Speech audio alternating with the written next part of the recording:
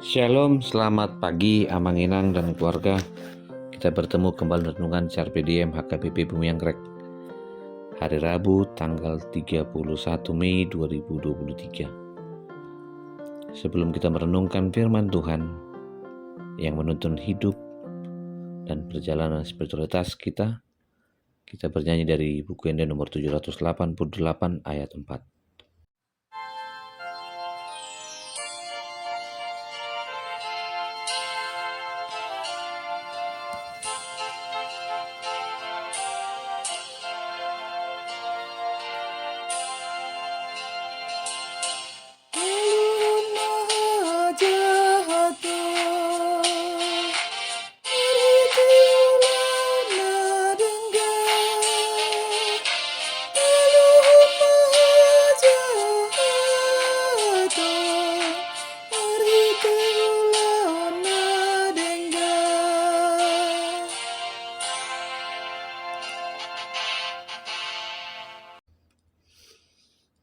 Firman Tuhan untuk hari ini tertulis dalam Hosea pasal 10 ayat 12. Menaburlah bagimu sesuai dengan keadilan, menuailah menurut kasih setia. Bukalah bagimu tanah baru, sebab sudah waktunya untuk mencari Tuhan, sampai Ia datang dan menghujani kamu dengan keadilan. Demikian firman Tuhan. Amang Inang yang terkasih dalam Tuhan Yesus Kristus, kasih setia Tuhan menjadi bagian yang begitu dekat dan melekat kepada orang yang dikasihinya. Pada suatu hari dikisahkan di sebuah negara di Georgia pada tahun 1971, seorang pria yang menikahi wanita yang cantik dan baik. Sayangnya ia tidak pernah menghargai istrinya. Ia tidak menjadi suami yang baik dan ayah yang baik. Kebiasaannya adalah pulang malam dan memabukkan serta memukuli anak dan istrinya. Suatu hari ia memutuskan untuk mengadu nasib ke kota besar. Bahkan ia mencuri tabungan istrinya dan pergi. Sayangnya di kota ia terjerumus dengan dunia kegelapan. Selain bisnis kegelapan, ia mengikuti jalan yang salah hingga akhirnya bangkrut. Otak jahatnya mulai berpikir bagaimana mendapatkan uang dan menipu orang lain. Tindakannya itu membuatnya ia ditangkap dan dipenjara selama beberapa tahun.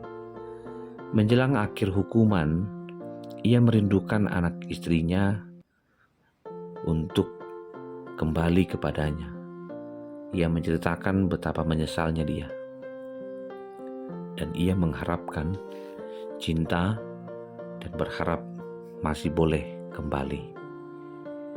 Ia sadari bahwa seseorang sudah terlambat, walaupun ia terus menuliskan suratnya dan mengirimkan. Dia katakan dalam suratnya, "Sayang, engkau tidak perlu menunggu aku. Tetapi jikalau kamu masih memiliki perasaan kepadaku, maukah kamu menyatakannya? Jika kamu mau aku kembali, ikatlah sehelai pita kuning di salah satu pohon oak yang ada di taman kota. Apabila aku lewat dan tidak menemukan sehelai pita pun, tidak apa-apa.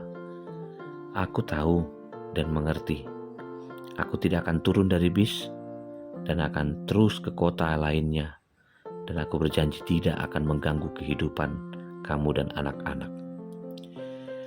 Dalam suratnya itu, ia memiliki harapan. Walaupun pada saatnya ia keluar dari hukuman dan keluar dari penjara, ia naik bus ke kampung halamannya dan menceritakan kepada banyak orang bahwa ia merindukan bahwa istri dan anaknya menerimanya kembali.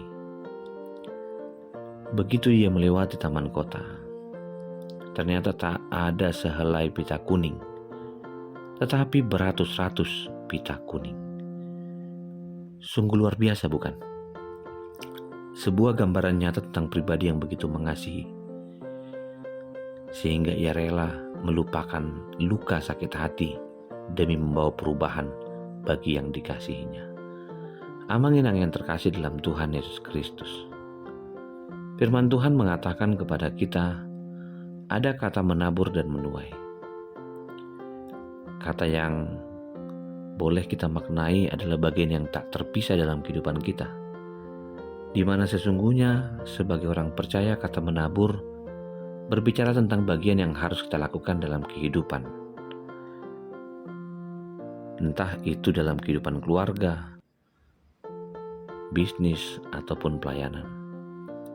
Sementara kata menuai berbicara tentang apa yang boleh kita nikmati, yang merupakan buah dari apa yang telah kita tabur selama kita bekerja dan menjalani hari-hari yang kita jalani.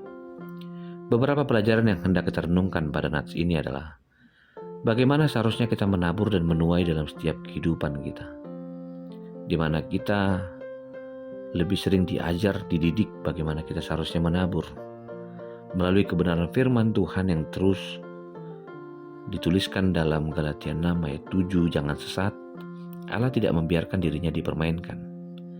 Karena apa yang ditabur orang itu juga yang akan dituainya. Sebab barang siapa menabur dengan daging, ia akan menuai kebinasaan dari dagingnya. Tetapi barang siapa menuai dalam roh, ia akan menuai hidup yang kekal dari roh. Kita memang harus memperhatikan apa yang kita tabur, bagaimana kita menabur. Tetapi kita juga harus memperhatikan bagaimana cara kita menuai hasil atau buah dari apa yang telah kita tabur selama ini. Kita tidak cukup hanya menabur sesuai dengan keadilan di mana kita hidup, tapi kita juga perlu menuai menurut kasih setia. Inilah yang disampaikan oleh firman Tuhan kepada kita. Jika kita tidak bisa memberi, alangkah baiknya tidak bisa hanya asal menuai. Alkitab menuliskan bahwa kita seharusnya menuai sesuai dengan belas kasihan, kasih dan kebaikan. Ketika kita menuai hasil dari apa yang telah kita tabur selama ini, adakah kasih setia, belas kasihan, kasih dan kebaikan dalamnya yang mengarahkan kita kepada rasa syukur dan hidup tidak kikir, bahkan kita menghasilkan buah yang dapat berdampak bagi orang sekitar kita. Adakah kasih setia Allah dan kasih karunia Allah dinyatakan dalam hidupmu melalui hasil dan buah yang kamu peroleh? Hidup melihat perbuatan yang baik dan memuliakan Bapa di surga. Sekali lagi saya mengundangmu, mari perhatikan cara bagaimana kita menuai dan menabur, dan juga bagaimana ukuran dari hasil tuaian itu. Kiranya Roh Kudus senantiasa menuntun kita ke dalam sebuah kebenaran firman pada saat kita menabur dan saat waktu kita menuai, Tuhan telah mengetahuinya. Firman Tuhan juga mengarahkan kita untuk mencari Tuhan. Ketika Hosea sedang diperhadapkan dengan sebuah pergumulan di mana bangsa Israel mulai meninggalkan Tuhan, ternyata Tuhan juga mengarahkan Hosea untuk mencari Tuhan. Terlalu banyak dosa yang mereka lakukan di hadapan Allah. Sekalipun sudah diperingatkan, mereka tetap saja melakukan kefasikan dan kecurangan, mengandalkan kekuatan sendiri. Padahal peringatan ini bertujuan agar mereka tidak dihancurkan, diremukkan, dan dilenyapkan. Sebagai umat Tuhan, kita diinginkan menjadi seorang yang bekerja untuk menggemburkan tanah dan sebagai pemilik tanah yang membersihkan agar mudah dituai.